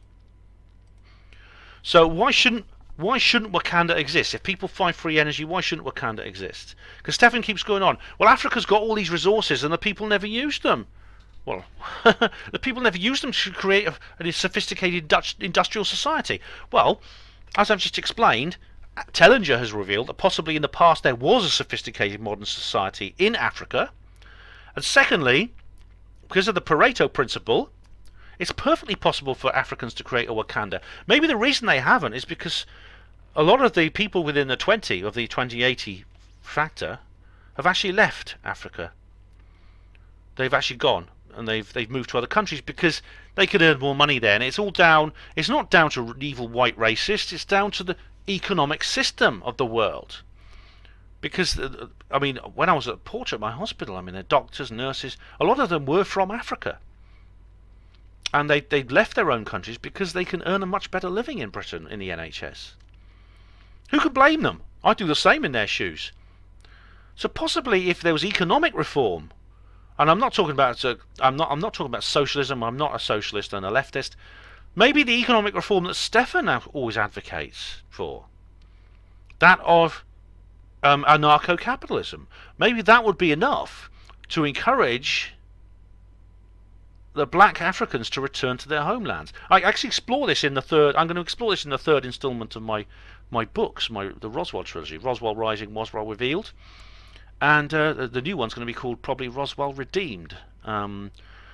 Available. The first two are available at all good bookshops now. Price £10. Okay, shameless plug over. Right, so he goes on. Stefan does say there's great acting in this film, and he's right. I mean, the drama skills of these people are excellent. A lot of them, as I say, are brand new actors. They're not known, and they're very, very good. And hopefully this will make them more famous, and they'll get other roles. As I said, I only recognised Forrest Whitaker and the guy who's Watson in Sherlock Holmes, whose name escapes me now, Martin Freeman. Thank goodness for the pause button and Google. So yeah, he's those are the only three people I actually recognised. Andy Serkis, yeah, Martin Freeman, Forrest Whitaker, Andy Serkis. I recommended that. I recognised those guys. All the others are unknown, but hopefully this will launch their careers and they'll go a long way. Now, Stefan also mentions the point of isolationism, and he says there's nothing wrong with isolationism. He says isolationism is just having a home. Fair enough, because there is a debate within the film. There's a brief scene where one of the characters is suggesting that Wakanda become a donation of foreign aid, and he actually uses some of its enormous wealth to benefit other nations, especially those its neighbouring nations in Africa. And well, I mean, that's a good point, but I mean, of course, other people are saying, well, there's also a discussion where someone else says, well, can we bring immigrants, can we bring refugees into Wakanda? And the other guy is saying, no, absolutely not. They'll bring all their problems with us, and we'll be swamped. And that's funny. It's a really, really funny thing, because the Guardian never mentioned this. The Guardian reviews I've read so far didn't mention this point, because this is essentially almost right-wing propaganda. This is anti-immigration propaganda. So why, I might ask, why is this the case? This is funny, because it's almost like the Guardian sees this as some left-wing propaganda film, when actually it's actually a lot more ecumenical and broad church. And there's a couple of scenes which almost are satires of the immigration debate in the West. Now, Stefan does mention for him, one of the things that I really liked about the film was the element of how high technology cultures can be blended with indigenous African tradition, which this film achieves really well. It's fought very, very hard, and has gone to great trouble to develop good settings, scenery, costumes, and other things. It's really, really a great scenario. Stefan has a problem with that. He says, well, why is it they have this high technology culture? It's almost like Star Trek, but then they have things like duels and succession battles and things like that, and the tribes come in and they fight each other. It doesn't make sense. Well, maybe because, Stefan, the kind of culture we're talking about here may not be one that you are familiar with. I mean, it's possible we in a sense that Africa is in a sense an experiment in globalism. It's an experiment in globalist imperialism. In a sense, the Western lifestyle has been brought to Africa. You go through Africa, you see branches of Starbucks and McDonald's and things like that. And maybe in some ways this has been beneficial, but it hasn't destroyed all the social problems of the continent. Perhaps a healthy, advanced African culture would be a blend. It would be a blend of the traditional and the modern. It would be a blend of the imported and the indigenous. In a sense, countries like Japan and Korea are like this, and China today, in more recent times. Japan is this kind of melding. It's a seamless and quite peaceful and quite functional melding of high technology and tradition. It's almost in Japan you get the feeling that one doesn't displace the other. Japan is a very, very high tech nation. They have high speed trains. They have computers everywhere. They love gadgets. They love electronics. But they also have a sense of themselves. They have a culture and they have traditions, and a lot of the traditional side of Japan is still there. Maybe something for Africa might not be something similar for Africa might not be a bad idea, Stefan. And what's more, Wakanda could be a good model for that. Have you thought about that? Alright, now this is the second alternative review of Black Panther I want to read out. Now this is a website called Countercurrents Publishing. Now this is full alt-right, this one. It really is. And I'm a bit not sure exactly what accent I can use or what kind of speech I can use, because I don't know exactly how alt-right people are supposed to speak. Maybe I'll just talk like Richard Spencer and maybe that will do. Okay. I have to talk in a different voice when I'm reading, otherwise you won't know it's me and you won't know because I can't intersperse my commentary. I saw Black Panther with a friend in Seattle last week. Yeah, and he goes on talking about it's an all-white audience, and there was a lot of unintentional bits of humour. But Black Panther is a movie about numerous magical Negroes, and some things are sacred. Given the massive media hype and grotesque fawning patronage of white liberals, well, that's true. And look at the Guardian. He goes on. I was prepared to hate Black Panther, but it really isn't a terrible movie, although I would not see it again. The premise of Black Panther is ludicrous, but no sillier than most superhero movies. And then he goes a little bit kind of he goes a little bit he goes into the plot a little bit. Where should we go? I'll just scroll on a little bit further. But at a certain point, here we go. No, he goes like here. When a Wakandan flying car shows up in Oakland, California, the local urban youths immediately start talking about stripping it and selling the parts. Naturally, the white liberals around me were terrified to laugh at any of this. Well, that's not Richard Spencer's voice. Sorry, I'll try a bit harder. But at a certain point, I simply decided to view Black Panther as a science fiction movie. Sorry, this review is actually by someone called Trevor Lynch. It's not Richard Spencer. But I need to, as I said, I need to have some kind of voice. Where should I go on? Hang on, I'll just scroll on a little bit. He talks about Wakanda. Wakanda is a black isolationist ethno-state which cultivates a fierce patriotism. Yeah, and he mentions the refugee thing. I was shocked that such sentiments made it to the screen, but the reason soon became clear. The bad guy is a villain. Of course, Wakabi, that's Killmonger, is a villain. And Black Panther only voices such Trumpian sentiments to dismiss them. I don't think that's true, actually. I don't think they were voicing these so-called Trumpian sentiments to dismiss them at all. I think if they'd been doing that, then they would have made another character say them. I really do think that it's kind of like I think I found the political stance of Black Panther is a lot more ambiguous than most of these critics seem to think it is, whether it's The Guardian or whether it's Molyneux or whether it's alt-right character. Yeah, it's I think it's actually he goes on here. He says there we are. Here we go. Black Panther isn't even anti-white per se. Yes, the only colonial oppressors mentioned are whites. Well, actually, it's hardly ever mentioned, Richard. And also, I'm not addressing Richard. This reviewer, Trevor Lynch. It's hardly ever mentioned, and it's only mentioned by the bad guy, almost in passing. So yeah, it's and then he goes on to say about the white South African villain. I thought that was that was very good. Yeah. But one of the heroes of the movie is a white man, a CIA agent played by Martin Freeman. Yes, the good guy, white guy works for the American deep state. Let that message to black America sink in for a minute. So what is the political message of Black Panther? Once both isolationist, ethno-nationalism, and global white genocide are rejected.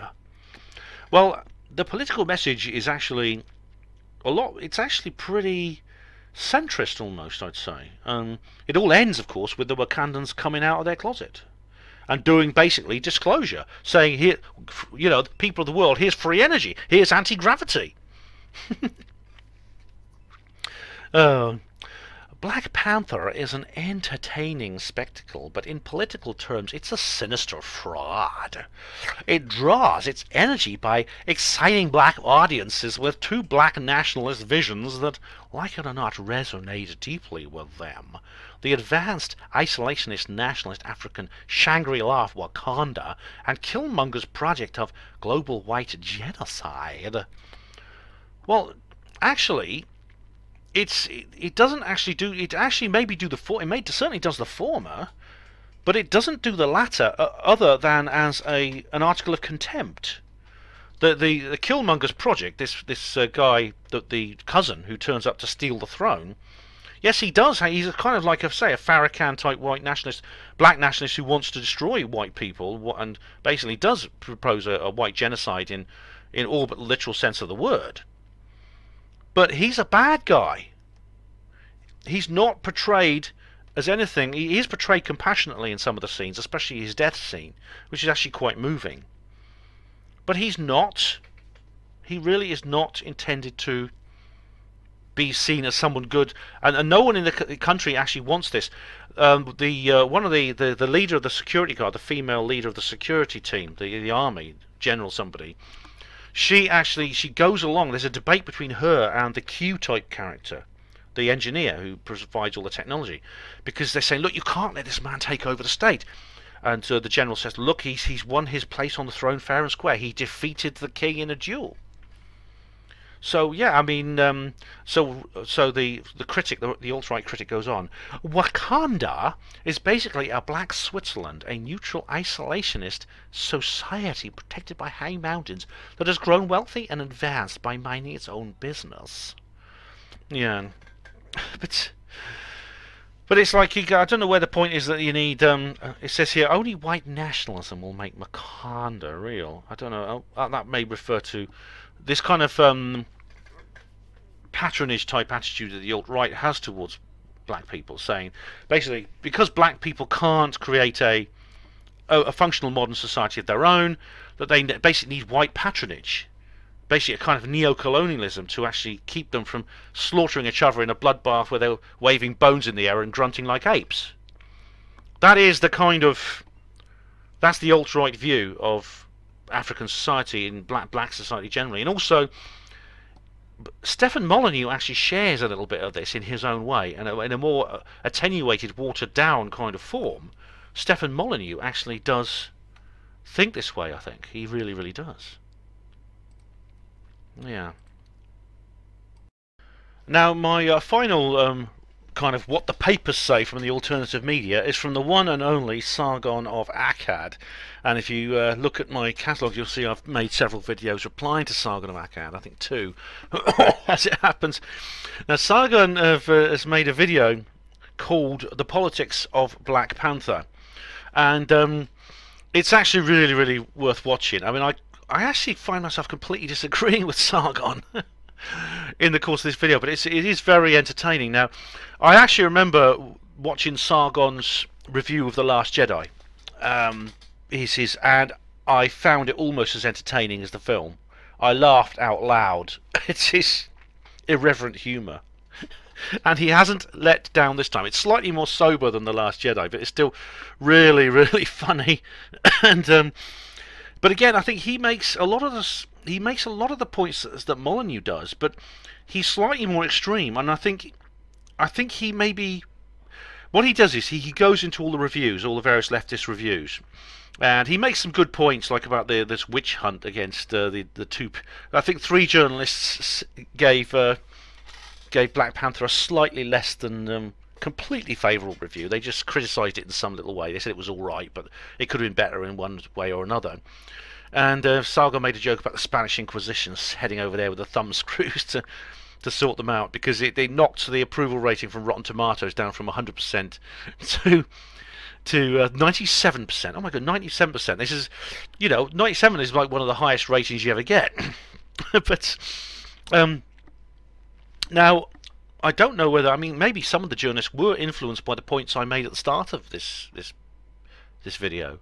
That they just don't want to be, they're terrified to say anything bad about this film because of the hype surrounding it, because of the political gravitas and the culture of adoration that this film seems to have engendered, even before it was actually released. Sargon actually gives a very, very interesting history of Black Panther, and about how it was very anticipated. It was tweeted more than almost any other film, even before it was released, even before reviews had been published, because the critics, the preview critics, actually weren't allowed to publish their reviews until the 10th of February, because this was like an embargo just before the film was going to release, and everyone's saying, what are they going to say? Oh, I bet it's going to be wonderful, it's going to be so progressive. And then Sargon goes into some of these reviews, and he deals with some of the same critics that I have in The Guardian, for example, and a couple of others. But I think that possibly the critics, this is where I disagree with Sargon. Sargon seems to believe that the reason the critics are giving the standard left-wing, blaxploitation, SJW narrative to this film is because the film itself is a blaxploitation SJW narrative of a movie. I don't see it that way. Sargon is wrong, totally wrong. This film, as I've just said, is far, far more it's far more and wide-reaching and far more broad-minded in its political stance. Its politics is actually very subtly projected, and it's not just left-wing.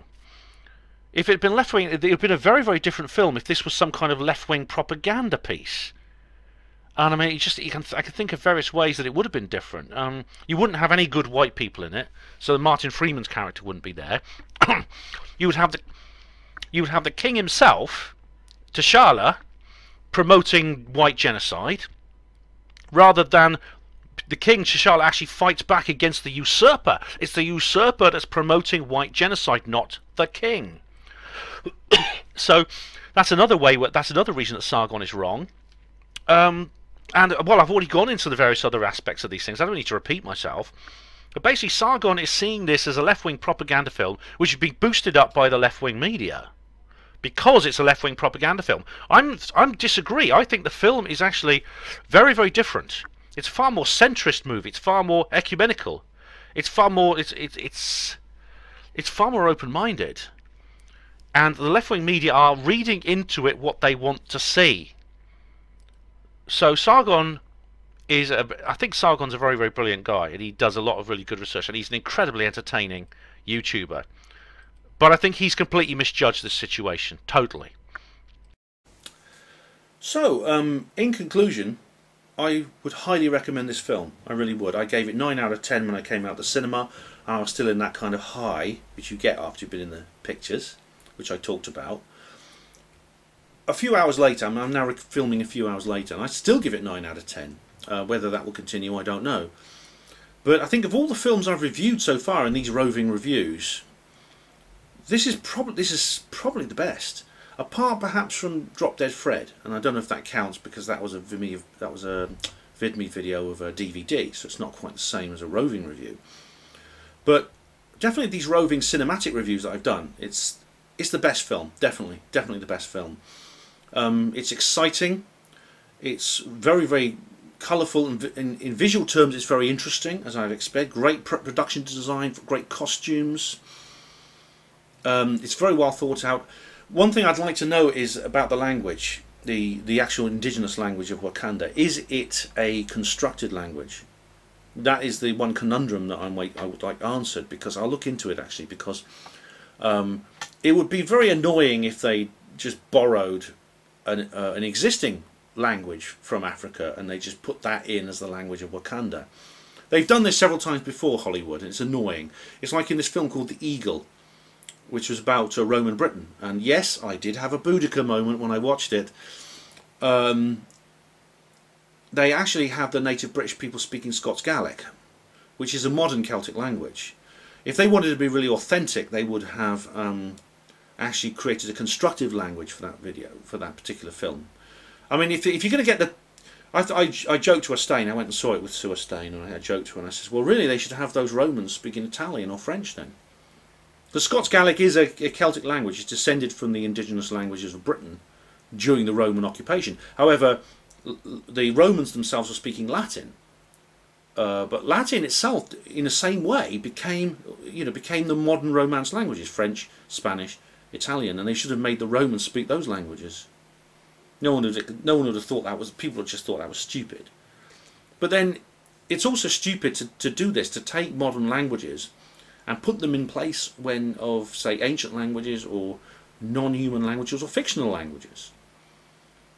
J.R. Tolkien went to the effort of constructing languages for his imaginary world, and I hope the producers of Black Panther did the same. It's true, the actual language, the phonetics of the language do sound like the Niger-Congo family of languages. That is the one spoken over much of Africa. So, I mean, we'll have to wait and see, I think. I'll look into that. But, I mean, the production design, perfect, superb. The costumes, fantastic. The acting was good. It was really good. Very good indeed. And it's exciting if you like action movies and martial arts films. There's a car chase, like I said. There's a big battle between these anti-gravity aircraft, laser beams, charging rhinoceroses covered in armour. There's humour. There's some really good humour in it. and it's thought-provoking. The actual story arc of the entire film is this notion of a sophisticated culture that has hidden itself away from the world, and it ends with this culture actually going out to make contact with the world, not in war but in peace.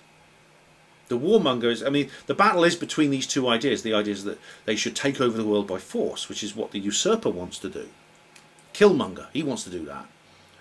But the rightful king, T'Challa, eventually decides to end the isolation of Wakanda and go out into the world. He goes to the United Nations and says, we're going to tell you all about ourselves, and we're going to give you as a gift our technology.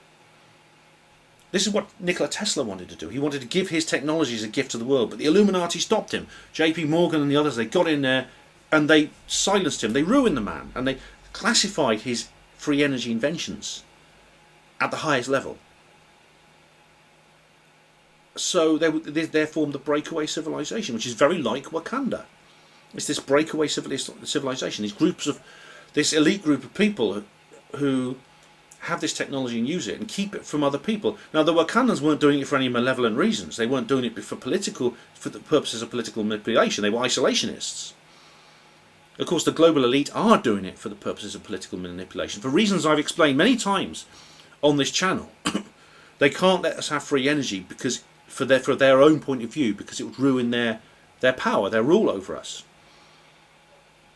Wakanda just want to do it because they just want to keep away from the rest of the world, because they don't, maybe they've seen what's happened to the rest of Africa when it's been opened out to the world.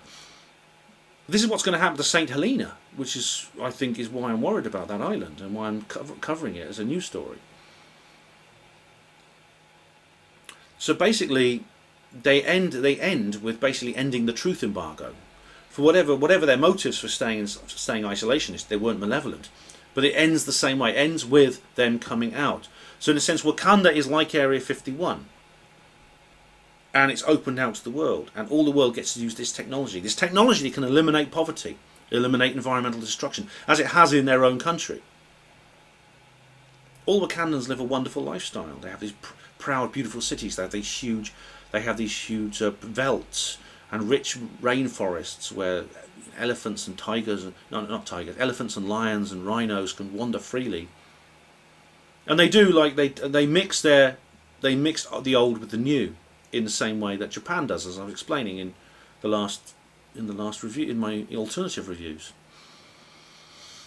So do go and see it if you do. I'll start looking at some of the reviews now, like which Rin Michaelis and Star Sargon and others have actually written and made videos of. I mean, I've just been watching Stefan Molyneux's review, so now I can look at what everyone else is saying about it. Well, thanks very much everyone for watching Hapanwo TV, and as I said, great movie. I didn't see the kind of cultural Marxism that this person, my correspondent, actually suggested was in it. I couldn't see it. I don't think there's much in the way of cultural Marxist propaganda in this film. I think it's a great movie. I really, really do. So thank you for watching my review of it, and thank you for watching Hapanwo TV as always. Plenty more to come. Hospital Porters, Pride and Dignity, Stop the New World Order.